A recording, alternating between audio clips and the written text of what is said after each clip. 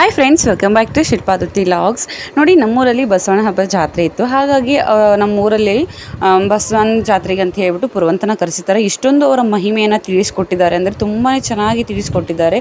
So ಅದನ್ನು ನೀವು ಕಂಪ್ಲೀಟಾಗಿ ಈ ಒಂದು ವಿಡಿಯೋದಲ್ಲಿ ನೋಡ್ಕೊಂಬನ್ನಿ. ಎಲ್ಲ ಕಡೆ ಈ ರೀತಿಯಾಗಿ ಪುರವಂತರು ಹೇಳುವಂಥದ್ದು ಸಿಗೋದಿಲ್ಲ. ಹಾಗಾಗಿ ನಾ ಈ ಒಂದು ವಿಡಿಯೋನೇ ಪುರವಂತರ ಬಗ್ಗೆನೇ ಹಾಕಿರೋದು. ತುಂಬ ಚೆನ್ನಾಗಿ ಇದರಲ್ಲಿ ಹೇಳ್ಕೊಟ್ಟಿದ್ದಾರೆ. ಫುಲ್ ಡಿಟೇಲ್ ವಿಡಿಯೋ ಇರುತ್ತೆ, ಚೆನ್ನಾಗಿರುತ್ತೆ, ನೋಡ್ಕೊಂಬನ್ನಿ. ಈ ಒಂದು ವಿಡಿಯೋ ನಿಮಗೆ ಇಷ್ಟ ಆದರೆ ಲೈಕ್ ಮಾಡಿ, ಶೇರ್ ಮಾಡಿ, ಸಬ್ಸ್ಕ್ರೈಬ್ ಕೂಡ ನಮ್ಮ ಚಾನಲ್ಗೆ ಹಾಗೆ ಸಪೋರ್ಟ್ ಕೂಡ ಮಾಡ್ತಾ ಇರಿ. ಪುರವಂತರ ಮಹಿಮೆಯನ್ನು ನೀವು ಕೂಡ ತಿಳ್ಕೊಳ್ಳಿ. ಹೇಗಿತ್ತು ಅಂತ ಕಮೆಂಟ್ ಕೂಡ ಮಾಡಿ.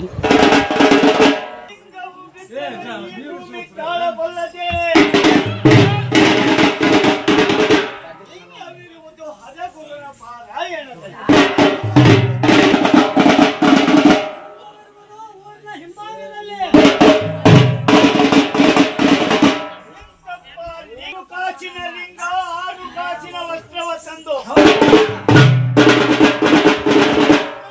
ಪಾದೋದಕವಿಲ್ಲ, ಪ್ರಸಾದವಿಲ್ಲ,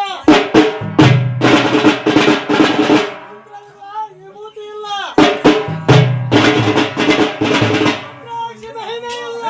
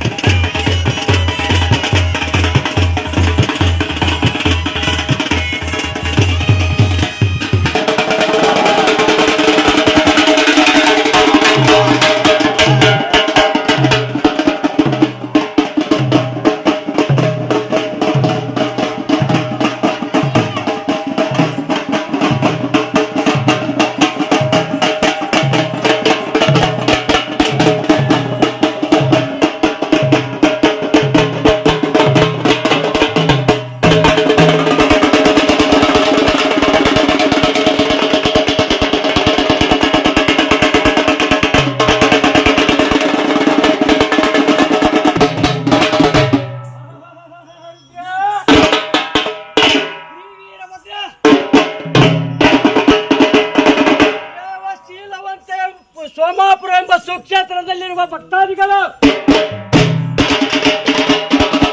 ಈ ಒಂದು ಲಕ್ಕಿ ಗಿಡವನ್ನು ಇಟ್ಟು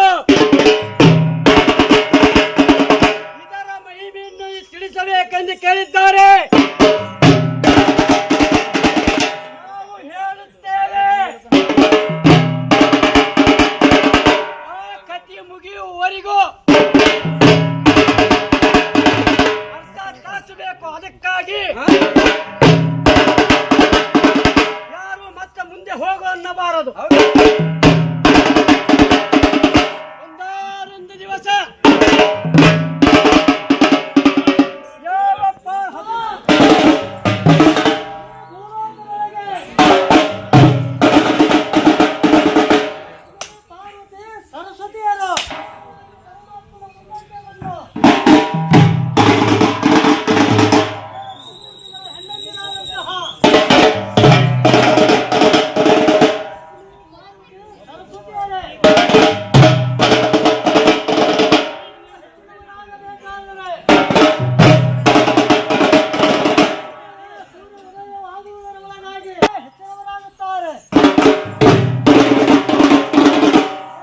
ಲಕ್ಷ್ಮೀ ಸರಸ್ವತಿ ಪಾರ್ವತಿ ದೇವಿಯರು ಯಾವ ತ್ರಿಲೋಕ ಸಂಚಾರಿಯಾಗಿರುವಂತ ನಾರದ ಮಹಾಮುನೀಶ್ವರರ ವಾಣಿಯಂತೆ ಯಾವ ಸೂರ್ಯ ಉದಯವಾಗುವ ಮುಂಚೆ 14 ಲೋಕಕ್ಕೆ ಒಡಲಿಯನಾದ ಪರಮಾತ್ಮನ ಪಾದ ಕಮಲವನ್ನ 108 ನಾಮಾವಳಿಗಳನ್ನು ಹೇಳುತ್ತ 108 ದಳದ ಪುಷ್ಪವನ್ನು ತಂದು ಯಾರು ಪಾದ ಪೂಜೆಯ ಮಾಡುವರು ಅವರೇ ಹೆಚ್ಚು ಎಂದು ಹೇಳಿದರಲ್ಲ. ಈ ಷರತ್ತನ್ನು ಅವರು ಒಪ್ಪಿಕೊಂಡು ಮಾರನೆಯ ದಿನ ಪಾರ್ವತಾ ದೇವಿಯ ಸರದಿ ಬಂದಿತು. ಪಾರ್ವತಾ ದೇವಿಯು ಸೂರ್ಯ ಉದಯವಾಗುವ ಮುಂಚೆ ಎದ್ದು ಶುಭ್ರವಾಗಿ ಸ್ನಾನವನ್ನು ಮಾಡಿಕೊಂಡು ಮಡಿನಾದ ಮಡಿಯನ್ನಿಟ್ಟುಕೊಂಡು ಯಾವ ಹೂದೋಟದಲ್ಲಿರುವಂತ 108 ದಳ ಪುಷ್ಪವನ್ನು ತೆಗೆದುಕೊಂಡು ಬಂದು ಎಲ್ಲರಿಗಿಂತ ಮುಂಚೆ ನಾನೇ ಮುಂಚೆ ಆಗಬೇಕೆಂದು ಪರಮಾತ್ಮನ ಪಾದ ಕಮಲಗಳನ್ನು ಹಿಡಿದುಕೊಂಡು ಪೂಜೆಯನ್ನು ಪ್ರಾರಂಭಿಸಿದಳು.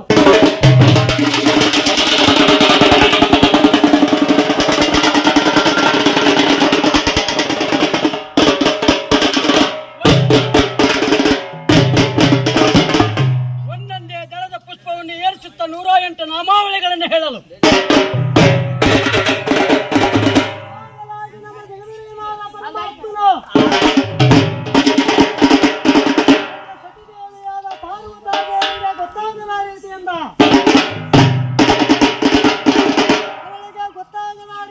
ಒಂದು ಪುಷ್ಪವನ್ನು ತೆಗೆದು ಇಟ್ಟುಕೊಂಡನು. ಇದೇನಿದ ಆಶ್ಚರ್ಯ! ನಾನು ತಂದಿರುವ 108 ದಳದಲ್ಲಿ 107 ಆಗಿದೆವಲ್ಲ. 108 ದಳವನ್ನು ಹಚ್ಚಲು ನನಗೆ ಸಾಧ್ಯವಾಗಲೇ ಇಲ್ಲ. ನನ್ನ ಪೂಜೆ ಪೂರ್ಣವಾಗಲಿಲ್ಲ. ಈಗೇನು ಮಾಡಬೇಕೆಂದು ಯೋಚನಾ ಮಗ್ನನಾಗಿ ಪಾರ್ವತಾ ದೇವಿಯ ತಲೆ ಮೇಲೆ ಕೈ ಹೊತ್ತು ಕುಳಿತಿರುವಂತಹ ಸಂದರ್ಭದಲ್ಲಿ ಪಾರ್ವತಿ ದೇವಿಗೆ ಆ ಪೂಜೆ ಮಾಡಲು ಆಗಲೇ ಇಲ್ಲ. ಯಾವ ಎರಡನೆಯ ಸರಸ್ವತಿಯು ಬಂದಿತ್ತು. ಸರಸ್ವತಿಯು ಕೂಡ ಒಂದು 108 ದಳದ ಪುಷ್ಪವನ್ನು ತೆಗೆದುಕೊಂಡು ಬಂದು ಯಾವ ಪರಮೇಶ್ವರನ ಪಾದ ಕಮಲವನ್ನು ಹಿಡಿದು 108 ದಳದ ನಾಮವನ್ನು ಹೇಳುತ್ತಾ ಪೂಜೆಯನ್ನು ಪ್ರಾರಂಭಿಸಿರುವಾಗ ಯಾವ ಪರಮಾತ್ಮನ ಮಾಯದಿಂದ ಅಲ್ಲಿಯೂ ಕೂಡ ಒಂದು ಹೂವನ್ನು ತೆಗೆದಿಟ್ಟು ಬಿಟ್ಟಿದ್ದಾನೆ. ಸರಸ್ವತಿಗೂ ಕೂಡ ಪೂಜೆ ಪೂರೈಸಲು ಆಗಲಿಲ್ಲ. ಈಗ ವಿಷ್ಣುದೇವನ ಹೆಂಡತಿಯಾದ ಲಕ್ಷ್ಮೀ ದೇವಿಯ ಸರದಿ ಬಂದಿತು. ಲಕ್ಷ್ಮೀ ದೇವಿಯು ಕೂಡ ಪ್ರಾತಃ ಕಾಲದಲ್ಲಿ ಎದ್ದು ಶುಭ್ರವಾಗಿ ಸ್ನಾನವನ್ನು ಮಾಡಿಕೊಂಡು ಮಡಿಯನ್ನಿಟ್ಟುಕೊಂಡು ಪೂಜೆಗೆ ಬೇಕಾಗಿರುವ ಹೂವುಗಳನ್ನು ತೆಗೆದುಕೊಂಡು ಬಂದು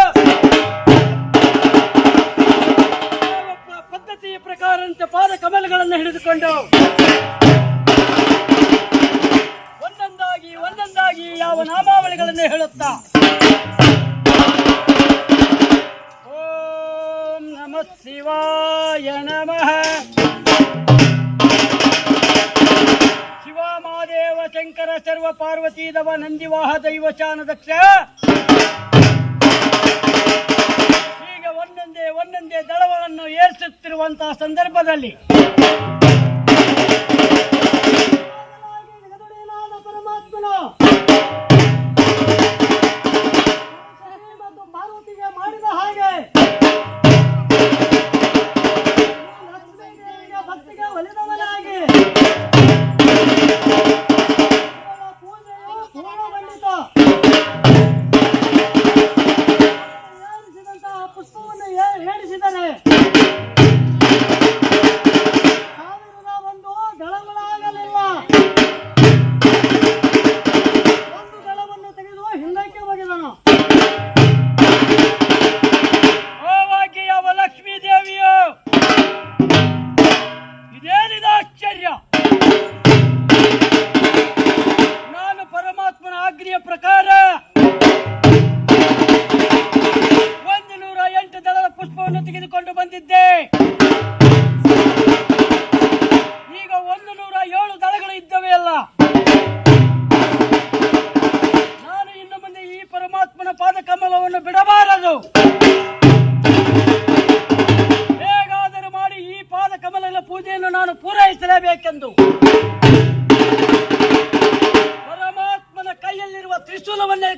ಹಿಡಿದುಕೊಂಡು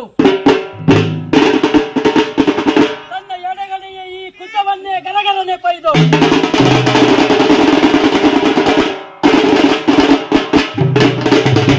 ಯಾವ ಪರಮಾತ್ಮನ ಪಾದಕ್ಕೆ ಹಚ್ಚಿ 108 ದಳದ ಪುಷ್ಪವನ್ನು ಹಚ್ಚಿದೆನೆಂದು ಪಾದ ಪೂಜೆಯನ್ನು ಪೂರೈಸಿದಳು ಲಕ್ಷ್ಮೀದೇವಿ. ಪರಮಾತ್ಮನು ಮೆಚ್ಚಿದೆ ನಿನ್ನ ಭಕ್ತಿಗೆ ನಾ ಮೆಚ್ಚಿದೆ. ನೀನು ಮಾಡಿದಂತಹ ಪೂಜೆಯು ಲಕ್ಷ್ಮೀ ಸರಸ್ವತಿಯವರಿಗೆ ಮಾಡಲಾಗಲಿಲ್ಲ.